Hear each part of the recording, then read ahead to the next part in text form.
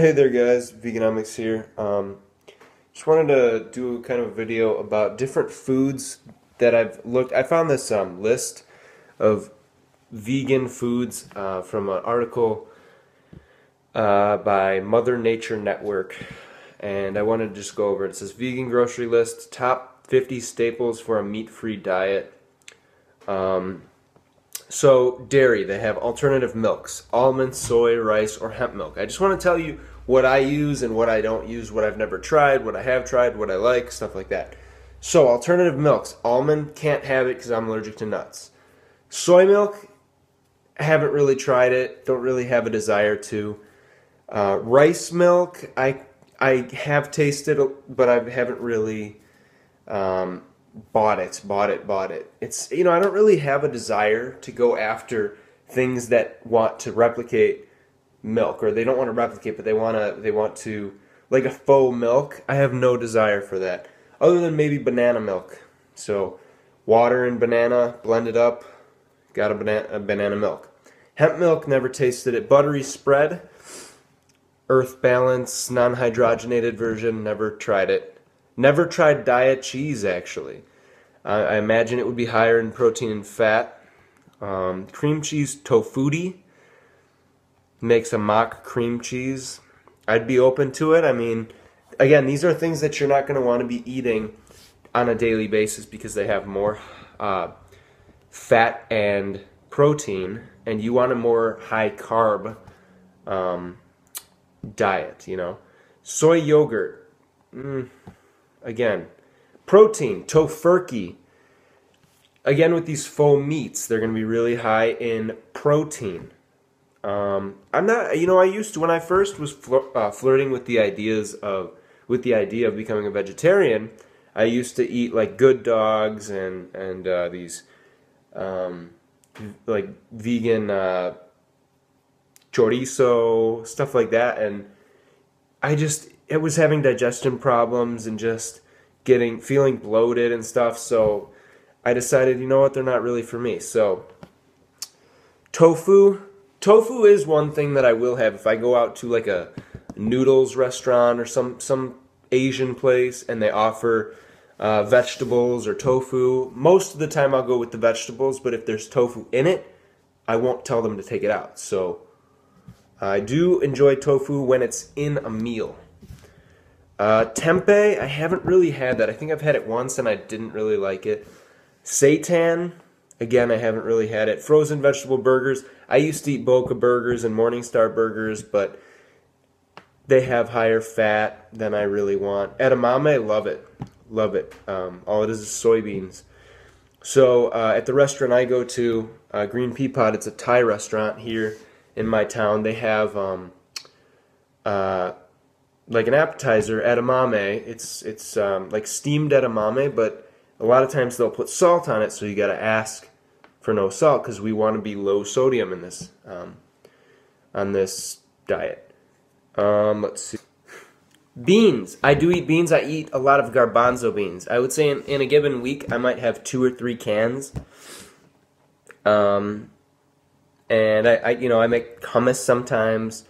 I will I'll have corn tortillas and I'll put beans onto the corn tortillas, and so I'll put them on the burner, flip the tortillas, put the beans on, chili powder, maybe a little salsa, maybe some spinach, something like that. Just do little garbanzo bean tacos or black bean tacos. Seeds, not really. I have some toasted sesame seeds, but I really don't use them. I mean, only if it calls for it in some kind of Thai or Asian recipe. Nuts, no, I'm allergic. Nut butters, no. Cashews, no. Grains, brown rice. I don't really mess around with brown rice too much. For me, I think brown rice takes a lot longer to cook, if I'm not mistaken. And I think that's the only reason I really don't buy it. So, quinoa, again, I don't really buy it because it's very expensive, but if it's in a dish, like my mom makes a good quinoa salad with like onions and raisins and cucumbers and quinoa. It's really good, and some lemon juice and stuff. So if she makes it, I'll eat it. I don't go ahead and buy that just because it's pretty expensive. Oats. I do every once in a while, usually at the beginning of our winter. I will Go on an oat kick. Get some old-fashioned organic steel, not steel cut, the rolled oats, the old-fashioned ones that take a little longer to cook, but they really don't take that long at all. I usually just mix oats, water, boil it up, make it nice and tasty, and actually sometimes I'll mix bananas in there, maybe a little bit of cinnamon, a little bit of sugar. Ooh, so good. Let's see, what else? Grits, not really. It's pretty much the same thing. Whole wheat couscous, haven't really had couscous. Multigrain pasta or pasta. I ate pasta for breakfast this morning because I had no fruit, if you can believe that. So I definitely do eat pasta. I would say in a given week I probably go through 2 or 3 boxes of like a 16-ounce spaghetti or other pasta. Bread, I don't really eat a lot of bread. A lot of salt, and sometimes breads will have milk or dairy products in them, so you got to really read your labels. Ideal situation for bread would be to make your own bread. That way you control the sodium you put in. Let's see. These are in the cooking, agar, never even heard of it. It's a substitute for gelatin, I guess. Yeast, yeah, I'll use yeast. Well, I mean, whenever my mom makes a pizza, she'll use yeast, so we use that. Vegetable broth, don't really ever have a use for it. I can make my own. Tomato paste, yeah, I do use that. Mushrooms, not a big fan of like raw mushrooms, but I'll definitely cooked mushrooms if it's in something. Sun-dried tomatoes, awesome. Capers, I don't really know what they are. I think they're little seeds or something. Flax seeds, chia seeds. You know, I did buy some flax seeds a few years ago, and I put them in.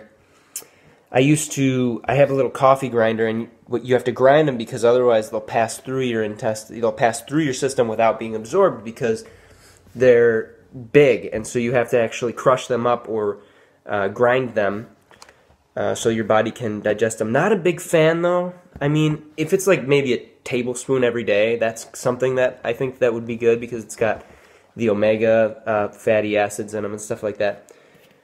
Chia seeds, haven't really had them.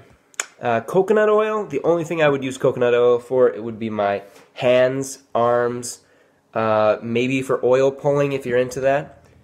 Let's see, molasses, don't really use that. Condiments, mayonnaise, they have veganese, never heard of it. Or I've heard of it, I've never tried it, don't ever plan on really trying it because it's probably really high in fat.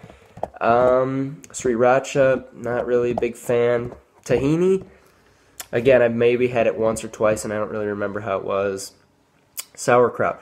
So that's basically the whole article, and it actually didn't really go through a lot of different foods, so I'm surprised that their list was actually kind of brief. So I've actually got a list of foods, and this was for right when I moved into my house. I put a list of foods on the wall, and that would kind of be like before I would go shopping, I would look at the list and be like, what do I need to get? What do I already have? So on the basically these are my staple foods.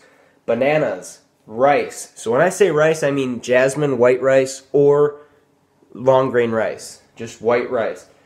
Pasta, and that's usually wheat pasta, organic if I can get it. Potatoes, sweet potatoes are best, but any potatoes are good. If I can't find sweet potatoes, because sweet potatoes I've been told you can eat conventionally. Normal potatoes or russet potatoes, Idaho potatoes, I always go for the organic ones. I get like the 5-pound or 10-pound bag of organic ones. Spinach, I haven't really been buying spinach too much lately. I used to buy frozen spinach, always buy organic if you can. Peas, frozen peas are good. Tomatoes, we're kind of definitely out of our season, so I usually buy canned tomatoes. A good brand is that Pami. Is a good brand from Italy. Citrus, so lemons, limes, try to buy organic if you can. Mangoes, with a question mark. That's probably because they're really not in season around here, except for a couple weeks, maybe, or a month in the summer, and they're good then, but, you know. Chili powder is something I usually always have for my rice. Romaine lettuce is great for making wraps. Let's see, apples. haven't really had apples in a while. They're expensive. But organic if you can, because organic, I mean, apples are the dirtiest fruit, technically. They spray them generally with the most pesticides and the most herbicides and all that stuff, so you want to make sure apples you get organic. Let's see. Dates. Dates are another big staple in my diet. Usually, I go through like patterns though. Like I would say from 1 to 6 months of being high carb, low fat vegan, I was just crazy with dates. Crazy about them. Now I'm more in a banana phase. Banana and starches, to be exact. Salsa. It says make that shit, because you should be making your own salsa, because the salsas you'll buy in a can or in a jar at the stores usually have way too much sodium. And they also have natural flavoring, which a lot of the time will be GM, and a lot of the time, you know, you don't really even know, what does that mean, natural flavoring? Beans. We already talked about beans a little bit. I do buy beans, garbanzo beans, black beans. Corn tortillas are another thing I usually buy. Ginger. Haven't really been buying ginger. Apricot Cliff Bar. So that's one of my, kind of my downfalls is this Cliff Bar that I usually get. Cliff Bars are known to be vegan junk food. So I try to limit those, usually like once every 2-3 weeks. There are these little things that in Spanish they would be bocadillos, and they're like these little bars of fruit pulp that you can buy, and I forget the brand, but usually they'll come from Canada, and they have one that's called Mango Mangosteen. There's one I know that's raspberry, blueberry, or strawberry, papaya, stuff like that. But those are really good if you need like just a kick. Let's see, what else? Onions. I haven't really been eating onions for a long time. And I'm okay with that, because raw onions really sort of gave me indigestion, gave me stomach aches. So I don't really do that. Cilantro is another good one to put in your salsas. Lime juice in your salsas. Oh, this is for the salsa. Cumin.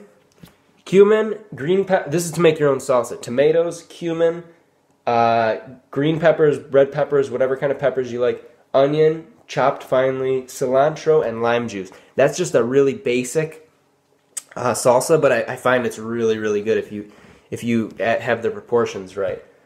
Alright, I think that's about it. I probably left some stuff out, so let me think for a second. Alright, so fresh organic broccoli, I will usually buy like 2 big stalks at the store and have 1 per meal when I'm using my rice cooker.